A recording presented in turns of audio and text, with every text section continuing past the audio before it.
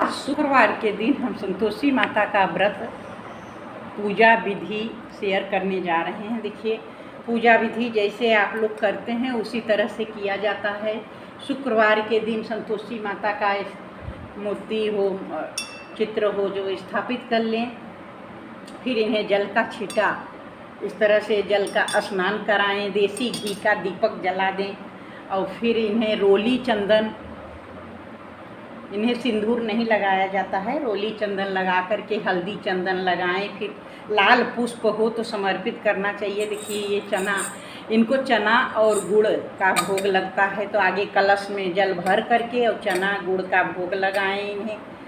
और फिर श्रीफल हो, इनका प्रिय होता है, खट्टी नहीं होती है तो ऐसे भी चढ़ा करके आप लोग इनको भोग लगा करके आप लोग खा सकते हैं। इस दिन खट्टा नहीं खाया जाता है।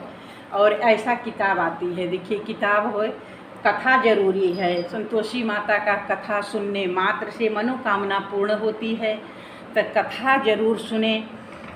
इस दिन शुक्रवार के दिन कथा सुनने से विशेष लाभ होता है, मनोकामना पूरी होती है। जैसे उस बहू का उनकी पूर्ण हुआ था, वैसे ही संतोषी माता सबका मनोकामना पूरी करें। जो पढ़े सुनाएं उसका मनोकामना पूर्ण हो। मैं संतोषी माता का व्रत रखती हूँ, तो इस दिन परिवार में कोई खट्टा नहीं खाता है, ना ही अपने हाथ से किसी को खट्टा नहीं खिलाना चाहिए। तो कथा इस तरह से है। पहले तो विधि आप लोग जान लीजिए। जो भी शुक्रवार का व्रत उठाना चाहता है, कई लोग बोल रहे हैं कि आप विधि डालिए, तो विधि मैं डाल रही हूँ। पहले कथा का विधि यही है कि इस व्रत को करने वाले कथा कहते सुनते समय हाथ में चना गुड़ ले लें और जय संतोषी माता, जय संतोषी माता जो सुनता है उसको अपने मन में ही स्मरण करना चाहिए। इस प्रकार जय जयकार मुख से बोलते जावें। कथा समाप्त होने पर हाथ का गुड़ चना गाय को खिला दें। कलश पर रखा हुआ गुड़ चना सबको प्रसाद रूप में बांट दें। कथा के पूर्व कलश का जल से भरे, उसके ऊपर गुड़ चना से भरा कटोरी रखे। कथा समाप्त होने पर और आरती होने के बाद कलश के जल को घर में सब जगह छिड़के। बचा हुआ जल तुलसी के क्यारी में सींच दें। यथाशक्ति गुड़ चना लेकर माता का व्रत करें। गुड़ घर में है तो उसे ले लें, विचार न करें, क्योंकि माता तो भावना की भूखी हैं। कम ज़्यादा का कोई विचार नहीं। व्रत के उद्यापन में 2.5 सेर खाजा, मोयनदार, पूड़ी, खीर नैवेद्य रखें। घी का दीपक जला संतोषी माता का जयकारा बोलते हुए नारियल तोड़े। इस दिन घर में कोई प्राणी खटाई न खावें। खट्टी वस्तु खाने से माता कोप करती हैं, कोप होती हैं। इसीलिए उद्यापन के दिन दाल, साग आदि किसी भी वस्तु में खटाई न डालें। न आप खावें, न खटाई किसी दूसरे को खाने को दें। इन दिन 8 लड़कों को भोजन कराना चाहिए। अगर घर के लड़के मिल जाएं, भाई बंधु कुटुंब के लड़के हों तो बहुत अच्छी बात है, और नहीं तो पड़ोसी के रिश्तेदारों के लड़के को बुला करके उद्यापन करना चाहिए। और उद्यापन में कोई दक्षिणा पैसा न दें। कोई वस्तु उद्यापन में दे करके लड़कों का भेजें। एक समय भोजन करें। इस प्रकार करने से माता जैसे उस बाई पर प्रसन्न हुई वैसे सब पर प्रसन्न हो, सबकी मनोकामना पूरी करें। तो कथा इस तरह से है कि एक बुढ़िया थी, उसके 7 पुत्र थे, अच्छा कमाने वाले थे, एक निकम्मा था। तो वो जो है कुछ बचे हुए, माँ जब रसोई बनाती तो भोजन कराती, पीछे से जो कुछ बच जाता वही सातवें को देती थी, चूठा गाठा। तो बोला कि देखा, अपने बहू से एक दिन बोला कि देखा मेरी माँ मुझ पर कितना प्रेम करती है, कितने बढ़िया से भोजन हमको प्यार से देती हैं। तो वो बोली कि क्यों नहीं बचा हुआ जो सबका खिलाती हैं तुमको। तो बोला ऐसा भी कहीं हो सकता है। कुछ दिन बाद त्यौहार आया तो अपने रसोई में पतला कपड़ा ओढ़ करके सो गया। सब कपड़े में से देखता रहा। माँ ने रसोइयाँ बनाई, चूरमा की लड्डू बनी, 7 प्रकार व्यंजन बना पूरा। 6 भाई को प्यार से भोजन जिमाती है। फिर वो सब चले गए तो उनके जूठे थाली में से पूरे चूरमा बीन करके एक लड्डू बना करके और उसको पड़ोसी बोली उठने बेटा कब खाएगा। 6 भाई भोजन कर गए तो सब देखता रहा। बोला माँ मैं नहीं खाऊंगा। तो बोला ठीक है मत खाओ। तो बोला कि मैं परदेश जा रहा हूँ। तो बोली बुढ़िया कि आज कल जाना है तो आज ही जाओ। बोला कि ठीक है, मैं आज ही चला जा रहा हूँ। जाते समय उसको अपनी बहू की याद आई, तो वो गौशाला में कंडे थाप रही थी, उससे गया मिलने। बोला कि हम जावें परदेश को, तुम रही हो कुछ काल, हम जावें परदेश को आवेंगे कुछ काल, तुम रही हो संतोष से धर्म आपनो पाल। तो बोली जाओ पिया आनंद से हमरो सोच हटाए, हमरो सोच हटाए, राम भरोसे हम रहे ईश्वर तुम्हें सहाय। देव निशानी आपनी देख धरूं मैं धीर, सुधमति हमारी विसारियो रखियो मन गंभीर। तो वो बोला कि मेरे पास क्या है, यही एक अंगूठी है, सो ले ले और अपनी कुछ निशानी दे दे। तो बोली मेरे पास क्या है, मेरे पास तो यही गोबर भरा हाथ है। वही गोबर का हाथ उसके पीठ पर थाप मार दिया, वो चल दिया। जाते जाते एक शहर में पहुंचा, एक साहूकार का दुकान देखा। बोला भाई मुझे नौकरी पर रख लो। साहूकार को ज़रूरत थी, बोला रह जा, तनख्वाह क्या दोगे? तो बोला काम देख करके दाम देंगे, मिलेगा। साहूकार की नौकरी मिली और सवेरे 7 बजे से रात 12 बजे तक नौकरी बजाने लगा। थोड़े दिन में दुकान का लेन देन, हिसाब किताब, ग्राहकों को माल बेचना, सारा काम करने लगा। बाद में सेठ ने उसे आधे मुनाफे का हिस्सेदार बना लिया। 12 वर्ष में वो नामी सेठ बन गया। इधर सास ससुर उसकी बहू को दुख देने लगे, सारी गृहस्थी का काम कराते, उसे लकड़ी लेने जंगल भेजते। इस बीच भूसी की रोटी रख दी जाती, अब फूटे नारियल के नरेली में पानी। इस प्रकार वो दिन गुजारने लगी। एक दिन लकड़ी लेने जा रही थी कि रास्ते में स्त्रियां संतोषी माता का व्रत कर रही थी। वह कथा सुन पूछने लगी, बहनों ये तुम किस देवता का पूजन करती हो और इसके करने से क्या फल होता है? इस व्रत का विधान मुझसे समझा कर कहोगे तो बहुत अच्छा होगा। तो सारी स्त्रियां उनको बताने लगी, ये संतोषी माता का व्रत है, इसको करने से निर्धनता और दरिद्रता का नाश होता है, लक्ष्मी घर में आती हैं, मन की चिंताओं का भार दूर होता है, घर में सुख आने से मन प्रसन्नता और शांति मिलती है, निपुत्री को पुत्र मिले, स्वामी बाहर गया हो तो घर शीघ्र आ जावे, मन पसंद वर मिले। अगर कुंवारी कन्या इस व्रत को करती हैं तो मन पसंद वर मिलता है। रात द्वार में बहुत समय से मुकदमा चलता हो तो निपट जाए, क्लेश की निवृत्ति हो, सुख शांति आवे, घर में धन जमा हो, पैसा जायदाद का लाभ, रोग दूर हो जावे, जो भी मनोकामना हो इन संतोषी माता की कृपा से पूरी हो जाती है, इसमें संदेह नहीं। वह पूछने लगी ये व्रत कैसे किया जाए, ये भी बताओ, बड़ी कृपा होगी। स्त्री कहने लगी 1.25 आने का गुड़ चना लेना, इच्छा हो तो 5.25 आने का लेना, और नहीं तो अपने 1.25 रुपये का भी सहूलियत के अनुसार लेना। बिना परेशानी श्रद्धा प्रेम पूर्वक इस व्रत को करना, 1.25 लगा करके 1.25 पैसे से 5.25 आना तक, इससे भी ज़्यादा शक्ति भक्ति हो जैसा वैसा करना, नियम पालन करना। सुनने वाला कोई न मिले, घी का दीपक जला, उसके आगे रख जल का पात्र सामने रख, कथा कहना, परंतु नियम टूटे नहीं जब तक कार्य सिद्ध न हो जाए।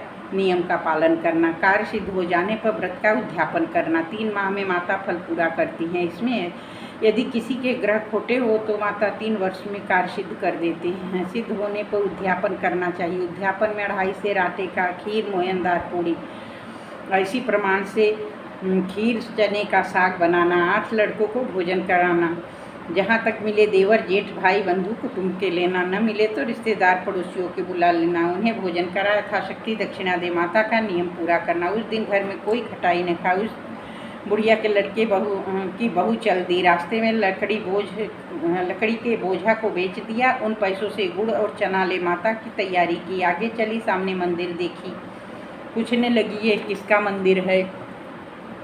तो सब कहने लगी ये संतोषी माता का मंदिर है।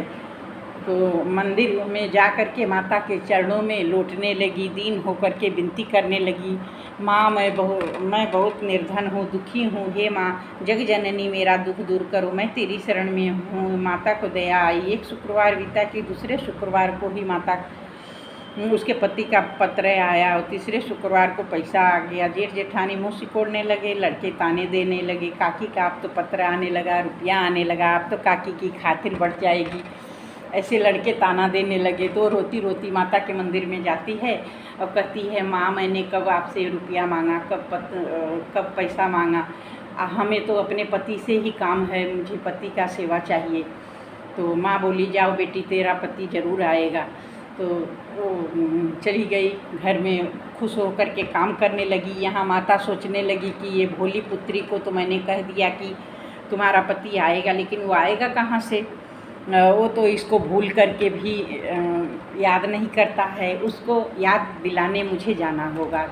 तो बुढ़िया के बेटे के पास स्वप्न में जा कर के माता बोली कि उठ, तेरी बहू, तेरे घर बार है कि नहीं। तो बोलता है कि मेरे तो सब कुछ है, माँ बाप हैं, भाई हैं, क्या कमी है माँ। तो बोले कि तुम्हारे बहू को बहुत दुख दिया जा रहा है। तो बोलता है कि हाँ मैं जानता हूँ, लेकिन शहर की बात है, कैसे जाऊँ, मेरा धंधा अभी फंसा हुआ है, मैं कैसे चला जाऊँ। तो माँ कहती है कि तू सवेरे उठ, नहा धो करके स्नान करके घी का दीपक जला, संतोषी माता के सामने दंडवत कर, तेरा सब काम सिद्ध हो जाएगा, जमा माल बिक जाएगा। तो सवेरे उठ करके बहुत जल्दी से स्वप्न की बातें सबको बताता है, सब उसकी दिल लगी उड़ाते हैं। इस तरह से माता ने बुढ़िया के बेटे के पास जाकर प्रकट होकर के कहने लगी,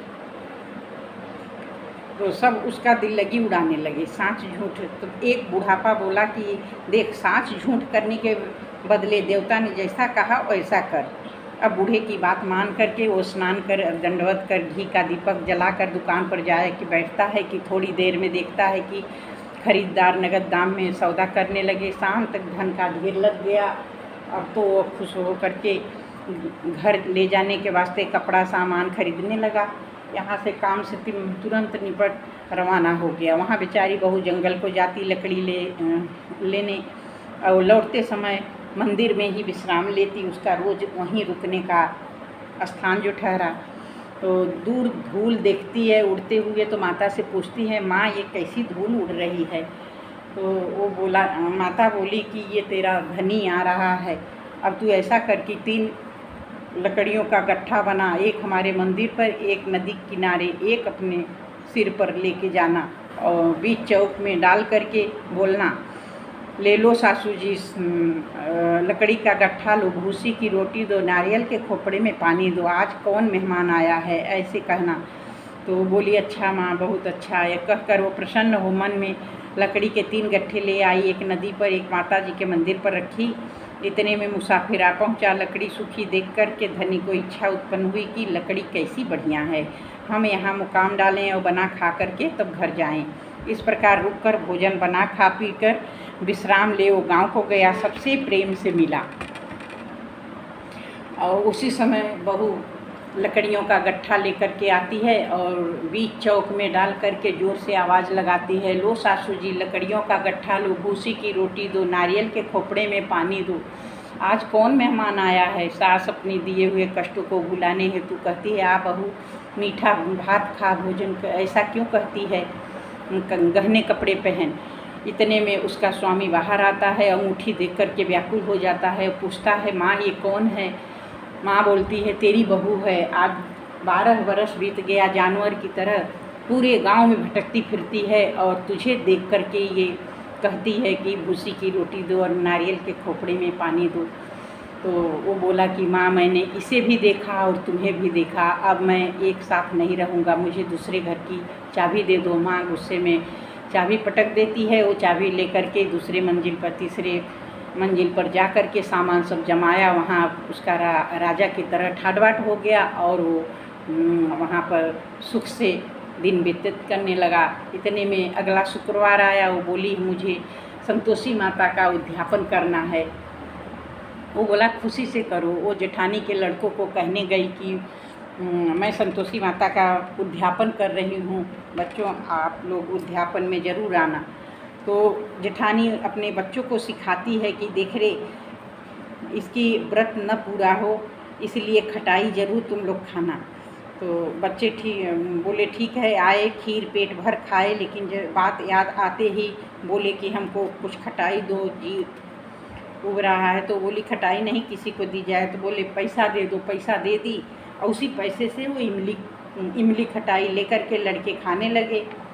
इतने में माता की कोप हुई और उसके पति को आकर के पुलिस पकड़ ले गए। अब वो रोने लगी, अब सब ताने देने लगी कि लूट लूट करके साला धन इकट्ठा कर लाया था, अब जेल की रोटी खाएगा तब मालूम पड़ जाएगा। अब रोती रोती वो माता के मंदिर में गई। माँ, ये क्या किया, मुझे हंसा कर क्यों रुला दिए? माँ बोली, ऐसा भी कहीं होता है? तुम इतनी जल्दी सब बातें भुला दी, अभिमान करके मेरा व्रत भंग कर दिया, इतना जल्दी सब बातें भूल गई। वह कहने लगी, माता भूली तो नहीं, कुछ अपराध नहीं किया है, मुझे तो लड़कों ने भूल में डाल दिया, मैंने भूल से ही उन्हें पैसे दे दिए, क्षमा करो। माँ बोली, ऐसी भी भूल होती है? वह बोली, माँ मुझे माफ़ कर दो, फिर मैं उद्यापन करूँगी। माँ बोली, अब मत भूल करना। वो कहती है, अब भूल नहीं होगी। माँ अब बताओ कैसे आएंगे? माँ बोली, जाओ पुत्री, तेरा मालिक रास्ते में आता मिलेगा। वो निकली, वो पति आता मिला, पूछती है, तुम कहाँ चले गए थे? तब वो कहने लगा, इतना धन जो कमाया था उसका टैक्स राजा ने मांगा था, उसे भरने गया। प्रसन्न हो बोली, भला हुआ, अब घर चलो। घर गए। कुछ दिन बाद फिर शुक्रवार आया। वो बोली, मुझे उद्यापन करना है। पति ने कहा, करो।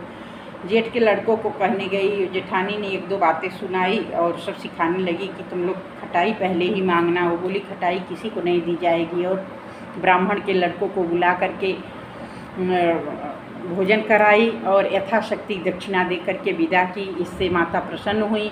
माता की कृपा से उनके 9वें महीने में चंद्रमा के समान सुंदर पुत्र हुआ। पुत्र को लेकर के वो प्रतिदिन माता जी के मंदिर में जाती है। माँ कहने लगी, रोज़ ये आती है, आज मैं देखूं इसकी आसरा, तो देखूं इसके घर मैं चलूं। माता उसके घर आती हैं तो मक्खियों से भिनभिनाता हुआ और ऊपर के होठ करके अजीब अपना रूप भेष बदल करके आती हैं।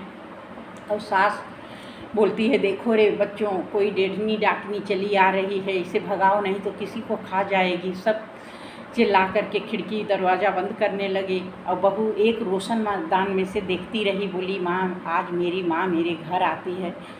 और वो दौड़ करके सब दरवाजे खोल देती है। वो कहती है, माँ जी ये वही माता हैं जिसकी मैं व्रत रखती हूँ, संतोषी माता हैं। और सब ने अपने भूल का सब क्षमा मांगा। संतोषी माँ के चरण पे सब गिर गए, पकड़ लिए और विनती करने लगी, हे माता, हम मूर्ख हैं, ज्ञानी हैं, पापनी हैं, तुम्हारा व्रत भंग करके हमने बहुत बड़ा अपराध किया है।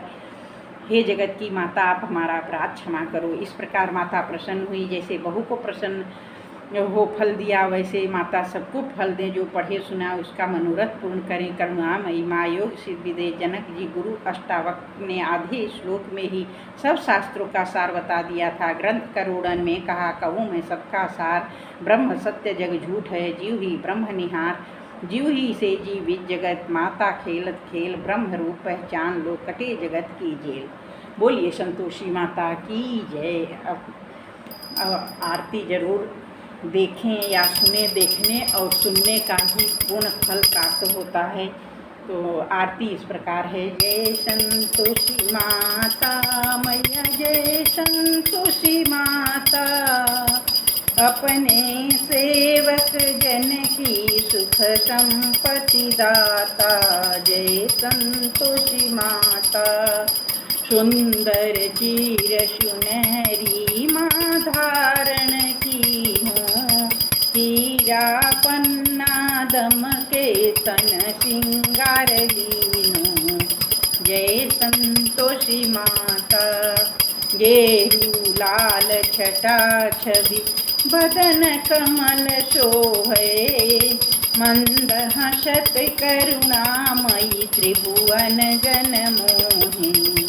जय संतोषी माता, स्वर्ण सिंहासन बैठी, चंवर ढूरे प्यारे, धूप दीप मधुमेवा भोग धरे न्यारे।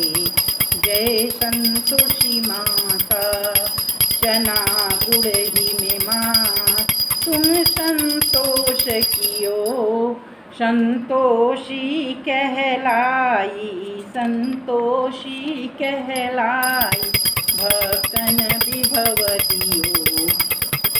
जय संतोषी माता, शुक्रवार प्रिय मानस, आज दिवस सोही, भक्त मंडली छाई, कथा सुनत मोही।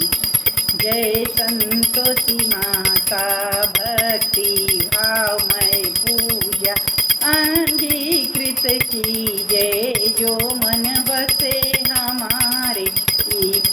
फल दीजे।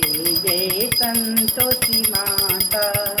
दुखी दरिद्री रोगी संकट मुक्त कियो। बहु धन धान्य भरे घर सुख सौभाग्य दियो। जय संतोषी माता।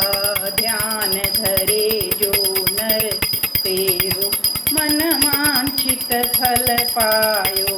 पूजा कथा श्रवण कर घर आनंद छायो। जय संतोषी माता। शरण गहे की लज्जा रखियो जगदम्बे। मैया रखियो जगदम्बे। संकट तुई निवारो दयामयी मायम्बे। जय संतोषी माता। संतोषी माँ की आरती जो कोई जन गावे। कभी मुकुंद घर ताके सुख संपत्ति आवे। जय संतोषी माता। बोलिए संतोषी माता की जय। बोलो संतोषी मैया की जय।